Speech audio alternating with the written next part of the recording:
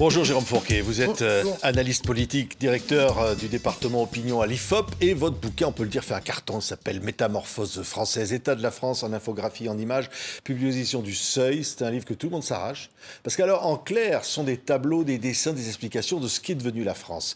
Alors, c'est difficile de résumer tout ça, il y a beaucoup d'entrées, mais on peut dire qu'au fond, il y a une sorte d'archipélisation de la France. La France n'est plus ce qu'elle a été et ça va très très vite. Oui, alors c'est le propos du livre consiste pas à dire que la France resterait restée immuable de tout temps. On voit déjà ce qui s'était passé lors de la Révolution industrielle, les 30 Glorieuses. Le pays avait déjà beaucoup bougé. Mais ce qui est très frappant de mon point de vue, c'est que la période récente, les 40 ou 50 dernières années, ont été marquées à la fois par une accélération de ces transformations, premièrement. Deuxièmement, un approfondissement de ces transformations, de ces métamorphoses, on y reviendra. Oui. Et puis, troisièmement, le fait que tous les compartiments du jeu, si je puis dire, se sont mis à bouger en même temps.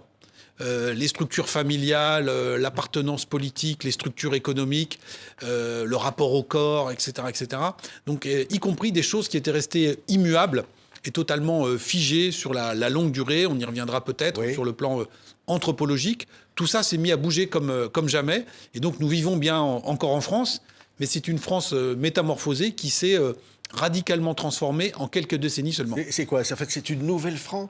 C'est un nouveau monde? C'est le monde d'après qui est devenu le monde d'aujourd'hui? Exactement. Moi, j'appelle ça la France d'après, mais on y est déjà. Donc, c'est après la métamorphose, avec des transformations qui sont absolument majeures sur différents...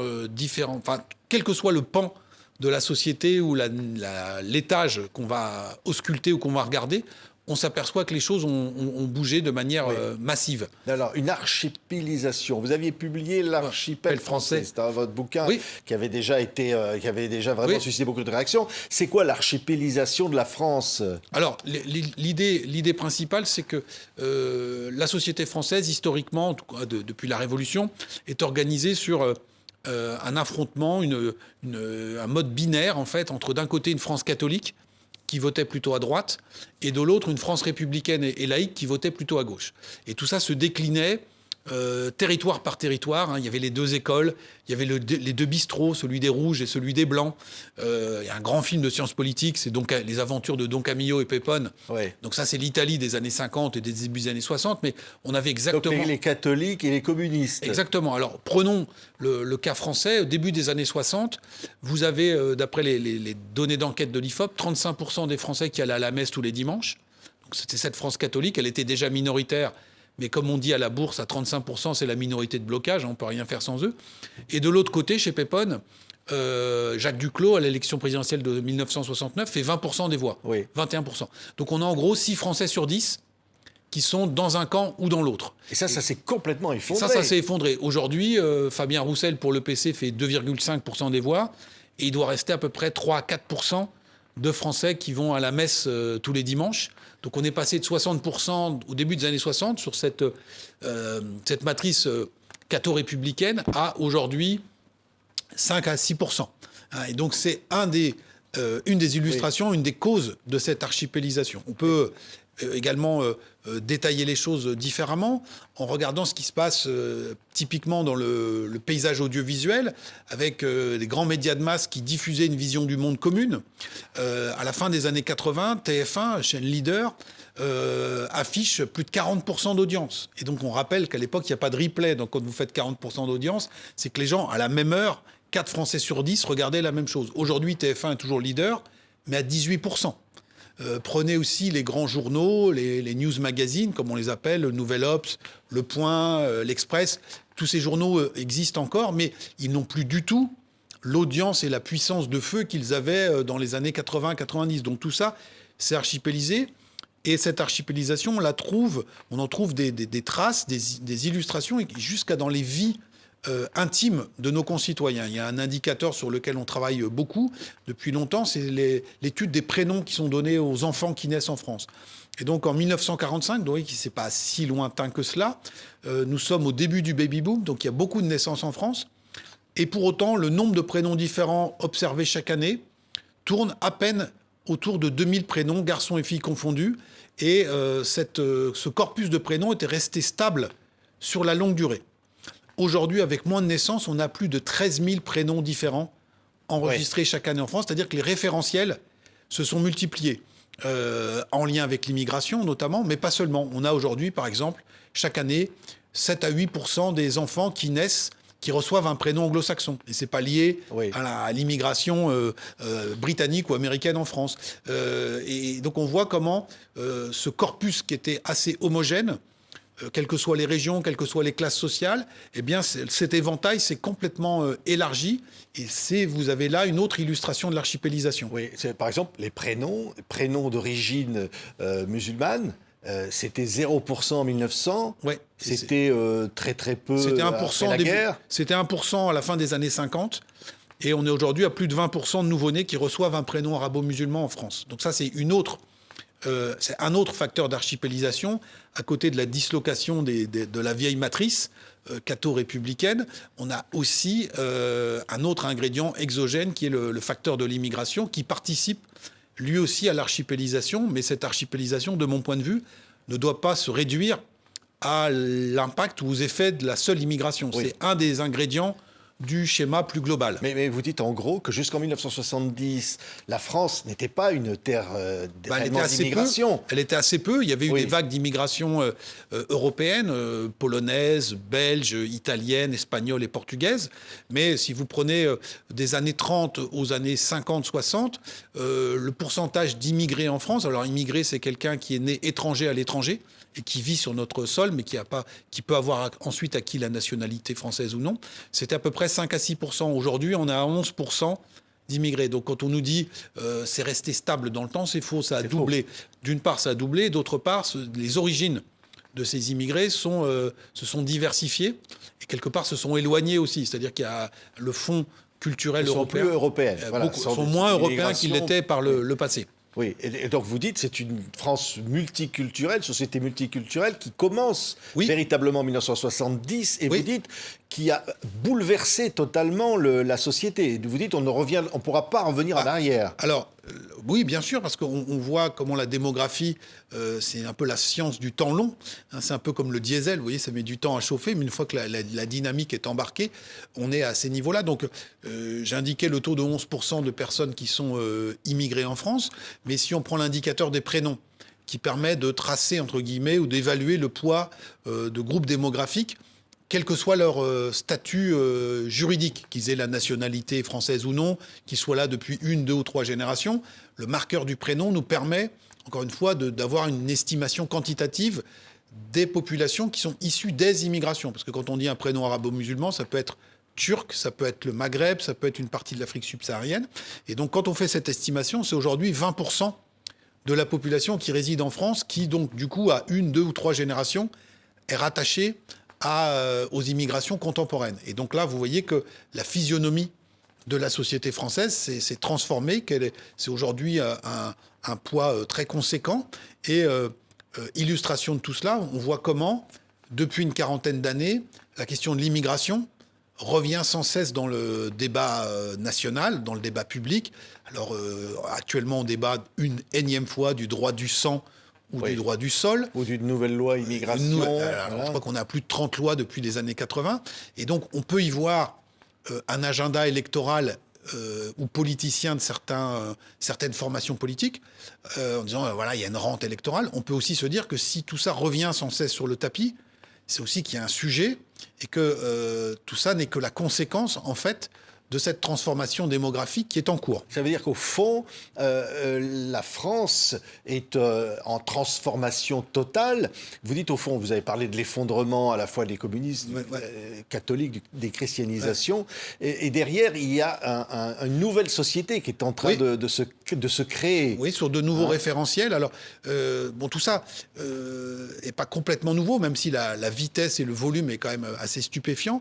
Mais moi, ce qui m'a le plus sidéré en retravaillant sur toutes ces séries de données, c'est ce qui se passe, si vous voulez, dans les soubassements les plus profonds, c'est ce qu'on pourrait appeler la couche anthropologique, qui, elle, était restée totalement intacte et totalement inerte durant des siècles, y compris après des grands tourments. C'est-à-dire la couche anthropologique. La couche anthropologique, par exemple, en prenant un seul indicateur, c'est les rites funéraires. Les rites funéraires, pendant des millénaires, ici, on a enterré les morts. la seule option chez Don Camillo ou Pépone, c'était messe ou pas messe. Mais tout le monde finissait enterré. L'Église catholique, c'était pendant longtemps opposée au principe de la crémation. Parce que comme il y avait la résurrection, il fallait préserver les corps. Après Vatican II, l'Église autorise la crémation, mais en 1980, en France, les crémations ne représentent que 0,9% des obsèques. Donc c'était statistiquement inexistant. Il y avait 8 crématoriums en France. Donc la règle totalement partagée, c'était, en matière de rite funéraire, c'était l'enterrement. Aujourd'hui, la crémation, c'est 43% des obsèques. Oui. 43%. Quelque chose qui n'a pas bougé pendant des millénaires va devenir majoritaire en l'espace de 2 générations. Et c'est quand même assez stupéfiant. Donc ça porte l'empreinte à la fois de l'effondrement de la vieille matrice catholique, mais ça dit aussi beaucoup de choses. C'est un nouveau rapport au corps, c'est aussi un nouveau rapport au territoire. On se faisait enterrer, parce que souvent on décédait pas trop loin de là où on était né, et il y avait le caveau familial où on allait rejoindre tous ses ancêtres. Aujourd'hui, vous êtes marié, vous avez fait votre carrière, vous êtes parti à la retraite dans des régions qui sont très éloignées de là où vous avez grandi. Et au moment des choix ultimes, si je puis dire, des choix finaux, on se dit, mais est-ce qu'on va retourner au village dont je suis originaire, mais plus personne viendra m'y voir, et quel sens ça, je n'y ai pas vécu? Ou est-ce que je me fais enterrer là où j'ai vécu mes dernières années, mais mes propres enfants ne vivant eux-mêmes pas ici? Est-ce que le plus simple, c'est pas tout simplement la crémation? Oui. Prenons une région française qui a été très remuée sur le plan démographique, la Côte d'Azur, où beaucoup de gens viennent passer leur retraite ou faire leur vie alors qu'ils ne sont pas originaires de cette région. Dans une ville comme Nice, aujourd'hui, la crémation représente 70% des obsèques. 70%. Et donc, vous voyez que sur cette France nouvelle, y compris sur le référentiel anthropologique, le rapport au corps, on pourrait parler du tatouage aussi. Oui, des choses de plus en plus de tatouages. Vous le voilà, dites, c'est 20% oui. de la population qui est tatouée, 40% chez les 25-34 ans. Alors qu'encore une fois, au début des années 80, ce phénomène n'existe pas. Mais sur la crémation, vous dites aussi que c'est parce que c'est moins cher. Alors, il y a aussi cet élément-là, c'est moins sûr. cher qu'un enterrement classique. Voilà, donc il y a le côté utilitaire. Oui, mais vous voyez on peut penser que beaucoup de familles auraient été prêtes à payer un peu plus si c'était fondamental pour eux. Vous voyez, de se dire, on va faire un bel enterrement, il faut l'enterrer dans le caveau familial. Le fait qu'aujourd'hui, on passe outre, nous montre bien que le référentiel a bougé comme jamais. Et donc, ce n'est pas uniquement les prénoms, les habitudes alimentaires, les orientations politiques, c'est tout ce soubassement. C'est une société beaucoup plus individualiste, alors, beaucoup totalement, plus matérialiste. C'est qu'au fond, voilà. Restons sur l'anthropologie et les structures familiales. Autre exemple, une institutrice qui aurait commencé sa carrière en 1980. Eh bien, elle a face à elle, dans sa première classe, seulement un enfant sur 10 dont les parents n'étaient pas mariés. Elle part en retraite en 2020, là c'est 40 annuités. La dernière classe qui lui est confiée est composée à 65% d'enfants dont les parents ne sont pas mariés. En une carrière, vous avez une transformation totale des structures familiales. Donc, et ça c'est jamais... Les familles monoparentales qui explosent. Alors, quand je dis non mariés, les parents peuvent être ensemble en Pax ou autre, mais ils ne sont plus mariés. Vous voyez, les familles monoparentales ont été multipliées par 2 en l'espace de 25 ans. Donc, tous ces sujets-là, vous voyez, la Révolution française, la Révolution industrielle, les 30 Glorieuses, le fondement anthropologique, est-ce qu'on se fait tatouer, est-ce qu'on se fait enterrer, est-ce qu'on est marié, tout ça était resté totalement intact. Oui. Et là, ça a bougé en l'espace de 40 ans de manière assez spectaculaire. Mais ce qui est incroyable, c'est qu'effectivement, je le disais, société beaucoup plus individualiste, c'est-à-dire que l'archipélisation va au-delà de tout, et même, je vais dire, vous parlez d'une société qui est une société de production, aujourd'hui, il y a une société de consommation, c'est-à-dire qu'on consomme avant tout, on est des consommateurs. Oui, alors là, ça nous renvoie à des débats très actuels sur la souveraineté industrielle et autres, et donc on rappelle...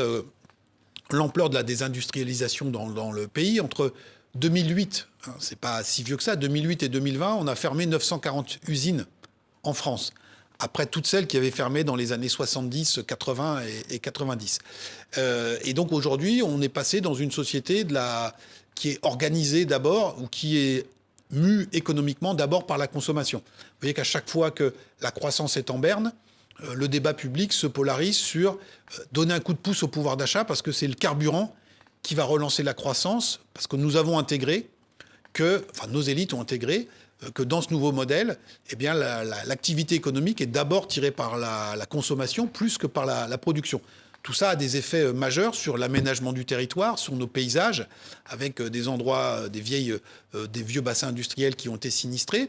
Et puis aujourd'hui, on s'en rend pas compte quand on habite dans le cœur de la grande métropole parisienne, mais le cœur battant de la société française contemporaine, c'est la zone commerciale. Oui. Partout où vous allez en province. Donc vous dites, au fond, à l'époque, les gens allaient au musée, maintenant ils vont chez Ikea le dimanche. Voilà, alors ils allaient à la messe. Ils allaient à la messe, oui. La messe du dimanche, aujourd'hui, c'est la virée chez Ikea ou d'autres grandes surfaces.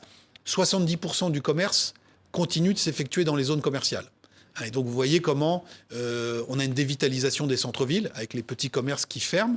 Et ces zones commerciales, aujourd'hui, c'est plus uniquement des zones de consommation. Il y a le laser game, le bowling, la pizzeria. Et donc c'est devenu des endroits où se forment les imaginaires. Tout ça n'avait pas échappé d'ailleurs à la sagacité des Gilets jaunes, parce qu'en novembre 2018, c'est sur ces lieux-là qu'ils s'étaient donné rendez-vous. Ils n'étaient pas donné rendez-vous place de la Préfecture ou avenue du Général de Gaulle. C'était le rond-point de Décathlon ou le parking de McDo, parce qu'ils avaient claire conscience que le cœur battant de l'économie et de la société française contemporaine se situe aujourd'hui dans ces zones commerciales. Oui, et puis alors les centres-villes avec autour des zones commerciales et puis les cités. Vous parlez de l'usage des drogues, par exemple, de alors, c'est une autre... la généralisation des points de deal. Oui, alors Gérald Darmanin, quand il était ministre de l'Intérieur, avant qu'il lance une série d'opérations qu'on a appelées Place Nette pour essayer de démanteler les fameux points de deal. Il y avait eu une cartographie très précise qui avait été faite par ces services et qui indiquait qu'on avait 4000 points de deal en France. Donc il y en a moins aujourd'hui, mais donc à l'époque 4000 points de deal. Et j'avais fait la comparaison avec le nombre de débits de tabac qui était aux alentours de 26 ou 26 000, autour de 26 000. Donc il y avait un point de deal pour 6 bureaux de tabac. On rappelle que le bureau de tabac, lui, est légal. Donc oui. on voit l'emprise de ce trafic. On estime à 5 millions le nombre de consommateurs réguliers de cannabis, parce que pour alimenter cette économie clandestine, il faut quand même aussi des millions de consommateurs. Donc tout ça s'est transformé très profondément. Et en parallèle de la hausse de la consommation de stupéfiants, on voit comment, en France, la consommation de vin s'est effondrée en une cinquantaine, une soixantaine d'années. Donc c'est la drogue a remplacé l'alcool. Alors, on pourrait dire du pinard au pétard. C'est pas exactement une translation totalement terme à terme, mais on voit qu'il y a d'autres pratiques, d'autres habitudes, et que des choses qu'on croyait totalement ancrées ont bougé de manière très, très rapide et silencieuse. Mais c'est une société plus violente aussi, parce qu'on entend des faits divers, on voit chaque jour les cités qui brûlent. Alors, les cités, c'est pas tous les jours. Les faits divers, les attaques au couteau, effectivement, il y a une rémanence assez forte dans l'actualité récente. Après, là, il faut faire attention, parce que on a une mémoire rétinienne, c'est-à-dire qu'on se dit, mais on a l'impression qu'il y en a de plus en plus. Il faudrait regarder un peu les longues séries. Les attaques au couteau ne sont pas tracées dans les statistiques du ministère de l'Intérieur. En revanche, d'autres indicateurs comme les homicides ou les tentatives d'homicide, là, depuis quelques années, ça a augmenté. Alors, attention, ça a augmenté par rapport à quand ? Par rapport à il y a 20 ou 30 ans. Parce que si on remonte loin en arrière, on avait une société qui était quand même assez violente. On l'a oublié. Aujourd'hui, on parle des invectives politiques, par exemple, à l'Assemblée. Si vous dépouillez les registres de l'Assemblée nationale qui tiennent compte des débats qui ont eu lieu, on a eu des moments où c'était quand même des affrontements qui étaient durs.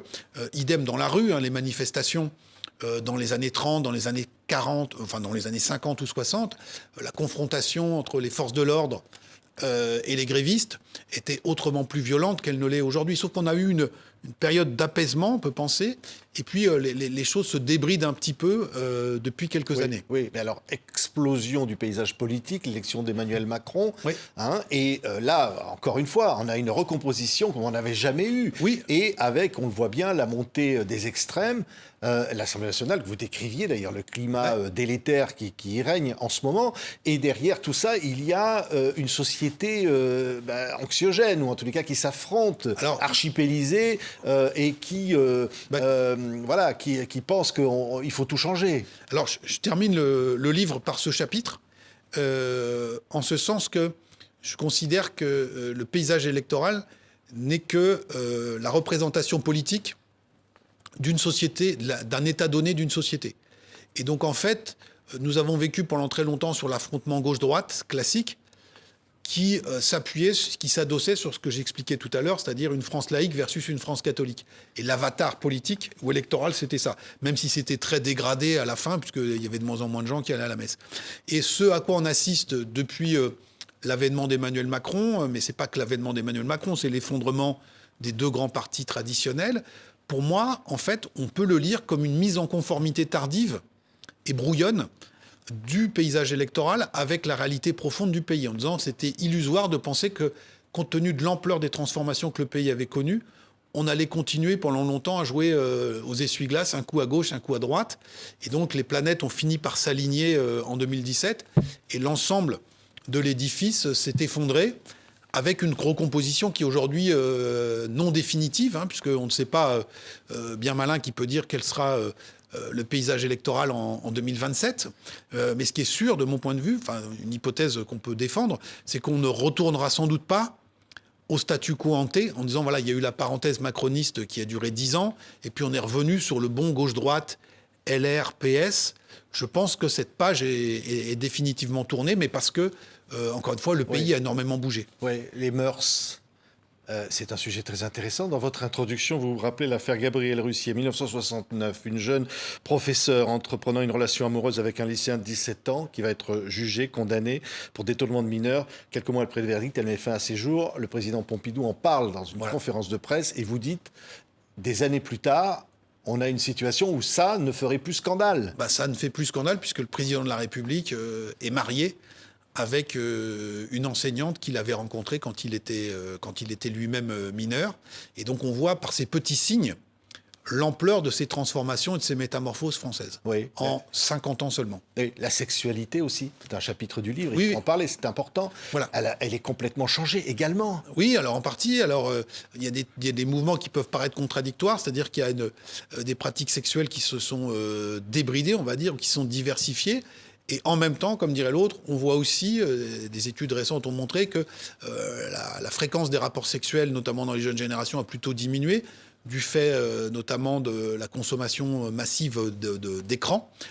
Mais encore une fois, vous voyez que la sexualité, rapport au corps, structure familiale, tout ça, on est sur le registre de l'anthropologie. Et ce registre-là n'avait pas bougé sur la longue durée.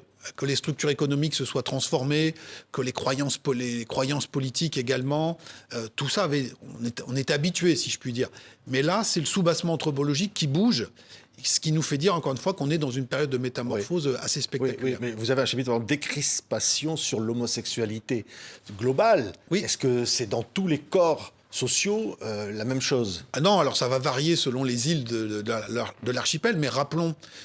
donc on a retrouvé des enquêtes que l'IFOP menait au début des années 80. Qu'au début des années 80, vous aviez 40% des Français qui considéraient l'homosexualité au choix soit comme une maladie à guérir, soit comme une perversion à combattre. 40% de la population avait cette conception de l'homosexualité au début des années 80. Et aujourd'hui, on est à peine à 12 ou 13% de Français qui adhèrent à ces visions, à ces représentations de l'homosexualité. Oui. Vous parlez de la France des accents, vous parlez de... Alors ça, c'est une vieille affaire, mais c'est vrai que, quelque part, à l'instant, vous avez dit les îles, ça dépend de quelle île on parle. C'est-à-dire que pour vous, la France, c'est une addition d'îles où chacun a son propre... Alors chacun, alors il y a une autonomisation de l'individu, mais qui se réagrège. Il n'y a plus de nation, au fond, alors, il y a encore une nation, heureusement. Là, j'insiste sur les phénomènes de fragmentation et d'archipélisation, mais rappelons la langue, rappelons notre modèle de protection sociale, rappelons notre modèle de retraite par répartition, ça fait de la solidarité intergénérationnelle. Donc il y a des forces de rappel qui sont quand même très puissantes et qui font que dans l'archipel, chaque île ne s'en va pas au fil de l'eau. C'est-à-dire qu'il y a des navettes qui circulent entre les îles et les îlots, qu'on commerce d'une île à une autre. Il y a même des ponts souvent entre chacune de ces îles. Souvent on a une culture commune dans un archipel. Mais chacun vit sa vie. Pour éclairer un peu différemment le propos, on voit quand même que le corps social, si on est sur cette métaphore un peu biologique, le corps social français est encore capable de vibrer à l'unisson. Et donc ça montre bien qu'il y a des forces de rappel et qu'il y a un sentiment. Au moment des événements sportifs, des Jeux Olympiques. Alors, soit dans les moments heureux, typiquement ce que nous avons vécu l'été dernier avec les Jeux Olympiques. on avait une grande ferveur collective, soit dans les moments beaucoup plus douloureux ou d'inquiétude. Nous avons commémoré en début d'année 2025 le 10e anniversaire de l'attaque de Charlie Hebdo. Et donc on avait vu là comment, pas toute la société, mais une grande partie de la société avait fait bloc. Et donc c'est pour ça que je parle d'archipel et non pas... À certains moments, il y a ce bloc. Et puis souvent, on dit après, la France black, blanc, beurre de la Coupe du Monde 98. Après, on a dit, voilà... C'est du passé, et puis à chaque fois, ça recommence. Est-ce qu'au fond, la France est un pays en perpétuelle métamorphose qui s'interroge sur elle-même, au fond? Alors, en perpétuel, je ne sais pas. En tout cas, là, nous sommes entrés dans une phase d'intense métamorphose. Regardez le débat très contemporain, l'idée de relancer un débat sur l'identité nationale. Oui. Si certains éprouvent le besoin de lancer ce type de débat, c'est sans doute qu'ils se disent que tout ça ne va pas forcément de soi. Et que, encore une fois, l'ampleur des transformations que nous avons vécues fait que beaucoup de Français ont du mal à reconnaître le pays tel qu'il est aujourd'hui et se dire est-ce qu'il correspond à l'image que j'en avais, à celui que j'ai connu. Alors n'oublions plus se sentir chez eux en France. Voilà. Alors n'oublions pas non plus. Il y a des phénomènes démographiques de fond, c'est que nous avons une population en France, mais comme en Europe, qui vieillit. Et donc, plus on vieillit... Et une natalité en berne. Et une natalité en berne. Et plus on veut un pays qui vieillit, plus la nostalgie devient prégnante. Hein. Vous voyez l'image un peu sépia, mais très connotée positivement des années 60. C'est-à-dire, au fond, c'était mieux avant. Voilà, les années des années 60. Quand on les revisite, c'était pas rose pour tout le monde. Mais pourquoi il y a cette nostalgie ? C'est aussi parce que c'est la période... durant laquelle une grande partie de la population était jeune et donc a vécu ses meilleures années. Donc il y a aussi cette nostalgie dans un pays qui vieillit. Mais est-ce qu'ils n'ont pas aussi parfois, les jeunes notamment, avaient l'impression de pouvoir changer le monde? On voit mai 68, on voit c'est des grands moments, et qu'aujourd'hui les gens ont plus l'impression de subir les changements, et qui sont très importants, vous venez de le dire. Oui, alors il y a des choix... il y a des choix individuels ou des capacités à agir qui sont quand même massifs. Regardez notamment ce qui se passe dans les technologies, l'arrivée du smartphone, Internet. L'intelligence artificielle. Alors là, on en est qu'au balbutiement, mais quelque chose qu'on maîtrise et sur lequel on a un peu de recul, sur le Internet et les smartphones. Vous voyez comment, dans le commerce, dans nos vies, dans la rencontre amoureuse, hein, les applis de rencontre. C'est-à-dire qu'avant, on se rencontrait au bal ou l'agence matrimoniale, et donc on voit comment. Et aujourd'hui, c'est quoi ? C'est Internet. C'est les algorithmes qui Aujourd'hui, une majorité, c'est pas 50%, mais une bonne partie des couples contemporains se sont formés via les applis de rencontre. Donc si on change l'algorithme, ils rencontreront quelqu'un d'autre. Voilà, tout à fait. Hein ? C'est les fruits du hasard. Merci Jérôme Fourquet. Merci à vous. Métamorphose française, état de la France en infographie, en images, aux éditions du Seuil, vous l'avez compris, c'est absolument, mais c'est passionnant, c'est un livre exceptionnel et qui fait un carton qui est, vraiment, il faut le lire et pour se rendre compte vraiment, c'est important de savoir. C'est important parce qu'on dit parfois on a l'impression que, ou on sent que, mais là on a une vision réelle, on peut savoir. Voilà, et on essaie de prendre. Alors c'est un pays dans lequel beaucoup d'entre nous vivons, alors pas forcément tous les gens qui regardent TV5 Monde, mais ils connaissent bien ce pays. Mais c'est faire le petit pas de côté. Et ce qu'on a voulu faire, c'est un peu l'album de famille collectif. Vous voyez, vous connaissez tout le monde, c'est votre famille. Puis quand vous regardez les premières pages de l'album, vous dites on a changé quand même. Et là, voilà, c'est l'album de famille collective des Français qui nous montre comment en 50 ans, collectivement, nous avons quand même énormément bougé, sans forcément qu'on en ait pleinement conscience. Ouais. Merci. Jérôme Fourquet, Métamorphose française. Merci beaucoup d'avoir été notre invité. Merci à vous.